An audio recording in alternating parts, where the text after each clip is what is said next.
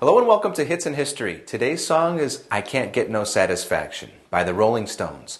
Let's go back to July of 1965 when this song reached the #1 position in the United States, where it stayed for 4 weeks.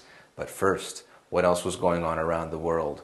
Well, Bob Dylan shocked people. Very controversial incident that took place at the Newport Folk Festival. He plugged in his guitar. Bob Dylan going electric at the Folk Festival. Also in Britain, well, cigarette advertisements were banned from television.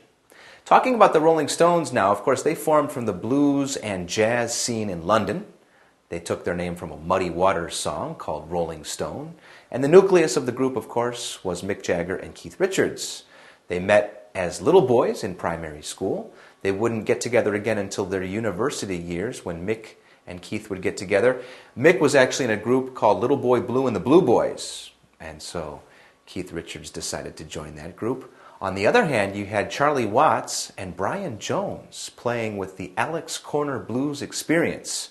Now, this song itself, which of course was their first #1 hit in the United States, I Can't Get No Satisfaction. To tell the story properly, we have to go back to Clearwater, Florida.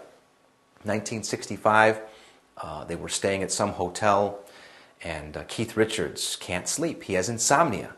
I guess this would be the benefits of insomnia. He wakes up, grabs a cassette recorder, and plays the riff and the chorus line of this song.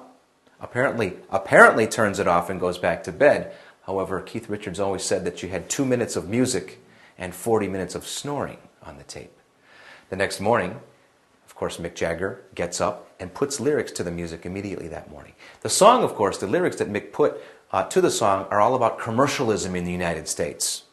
And it's funny because Keith Richards never thought that this song was worthy of an A-side.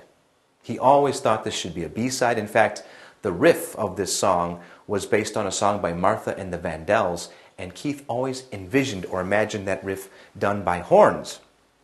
Well, of course, he was overruled by the rest of the members of the group.